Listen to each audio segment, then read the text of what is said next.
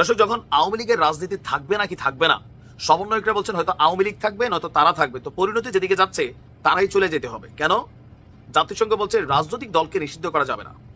সম্মানিত দর্শক, আসসালামু আলাইকুম। আরেকটি নতুন এবং গুরুত্বপূর্ণ ভিডিওতে আপনাদের স্বাগত। তাই না টেনে পুরো ভিডিওটা দেখার অনুরোধ রইল।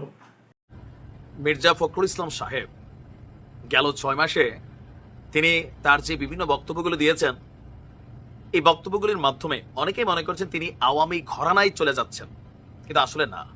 ওনার যে মেন্টালিটি, এটা ডিফারেন্ট একটা মেন্টালিটি। আমি ওনাকে খুব অবজার্ভ করি, মানে গতানুগতিক ধারার কথা তিনি বলেন না। তিনি যে থিওরিটা আজকে নিয়ে আসছেন, আমার কাছে মনে হচ্ছে this is the perfect theory. এখন এটা আওয়ামী লীগের বেলায় হতে পারে, অদূর মানে আগে জামাতের বেলায় ছিল, ভবিষ্যতে বিএনপির জন্য এমন দিন আসতে পারে। আবার জাতিসংঘ কিন্তু একই কথা বলেছে। দর্শক, যখন আওয়ামী লীগের রাজনীতি থাকবে নাকি থাকবে না, সমন্বয়করা বলছেন হয়তো আওয়ামী লীগ থাকবে, নয়তো তারা থাকবে। তো পরিণতি যেদিকে যাচ্ছে তারাই চলে যেতে হবে। কেন? জাতিসংঘ বলছে রাজনৈতিক দলকে নিষিদ্ধ করা যাবে না, গণতন্ত্রের পথে বাধা। এবার বাকি আসছে বিএনপির পক্ষ থেকে মির্জা ফখরুল ইসলামের বক্তব্য, ওয়াইডলি, এবং দিস ইজ লজিক্যাল। ধরেন মার্কেটে একটা পণ্য খারাপ, এটার কোয়ালিটি নষ্ট হয়ে গেছে। এখন এই পণ্যটা কি ব্যান করা উচিত, নাকি জনগণ এটারে ব্যবহার করা বন্ধ করে দেওয়া উচিত? আমার কাছে মনে হচ্ছে জনগণ যদি না খায়, জনগণ যদি না কিনে, কোম্পানি নিজে নিজে লাল বাতি জ্বালাইয়া নাই হয়ে যাবে। কিন্তু এইটারে যদি অন্য কেউ জোরপূর্বক বন্ধ করে, নিষিদ্ধ জিনিসের প্রতি মানুষের আকর্ষণ বাড়তেই থাকে। যেমনটা জামাতের বেলা আমরা দেখছি, কার্যত বিএনপি জামাতের রাজনীতি নিষিদ্ধ ছিল, কিন্তু ভেতরে ভেতরে তলে তলে বিশাল একটা সমর্থক তারা তৈরি করেছে। ইভেন আওয়ামী লীগের মধ্যে হান্দাই গেছে, যাইয়ে তো পুঙ্গি বাজাইছে।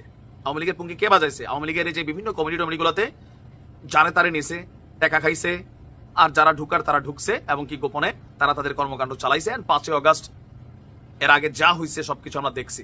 এখন আওয়ামী লীগের নিষিদ্ধ নিয়ে মির্জা ফখরুল ইসলাম আলমগীরের এই বক্তব্যটা হচ্ছে, গণতান্ত্রিক নীতি অনুযায়ী আওয়ামী লীগকে নিষিদ্ধ বা আসন্ন নির্বাচনে একেবারে নিষিদ্ধ করা হবে কিনা সেই সিদ্ধান্ত নেওয়ার মালিক হচ্ছে দেশের জনগণ। খুবই সুন্দর বক্তব্য।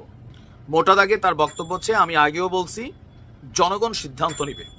আমি বারবার বলেছি বিএনপি উদার গণতান্ত্রিক দল, আমরা গণতন্ত্রে বিশ্বাস করি, গণতন্ত্রের নীতি অনুশীলনেও বিশ্বাস করি, এবং সেগুলো মেনে চলি।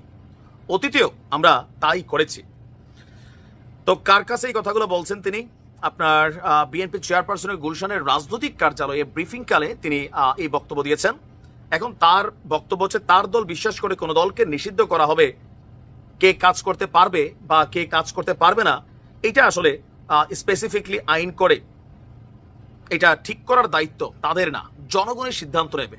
জনগণ নির্ধারণ করবে কোন দল দেশে থাকবে, মাঠে থাকবে, কোন দল থাকবে না, কোন দল নির্বাচনে অংশ নেবে, আর কোনটা নির্বাচন করবে না। আওয়ামী লীগকে নিষিদ্ধ করাকে বিএনপি সমর্থন করে কিনা তিনি বলছেন, আমি আগে বলেছি জনগণ সিদ্ধান্ত নেবে, আমরা পক্ষে না বিপক্ষে সেটা বড় নয়, জনগণের বিষয়টা হচ্ছে এখানে জরুরি। আমি মনে করি আওয়ামী লীগ জামাতকে নিষিদ্ধ করছিল না, কাজে দিছে। জনগণের ফ্রিডম অফ চয়েস দিতে হবে।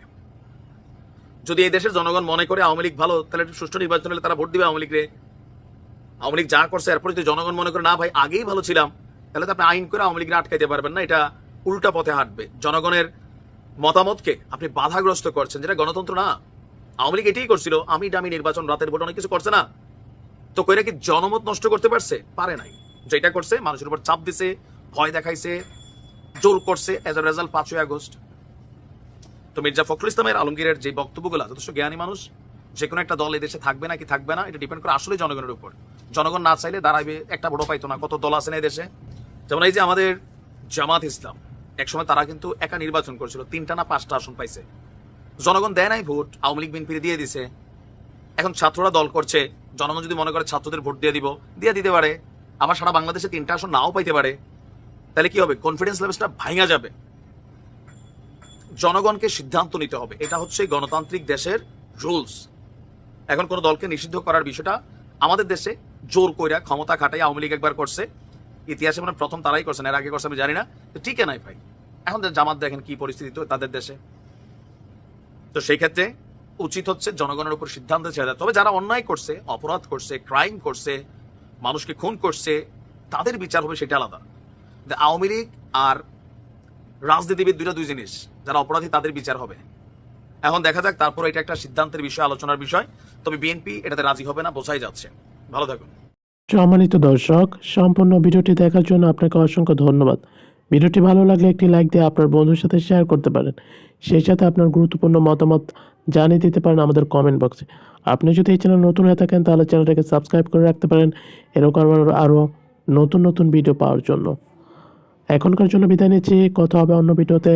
ততক্ষণ পর্যন্ত ভালো থাকবেন। আল্লাহ হাফেজ।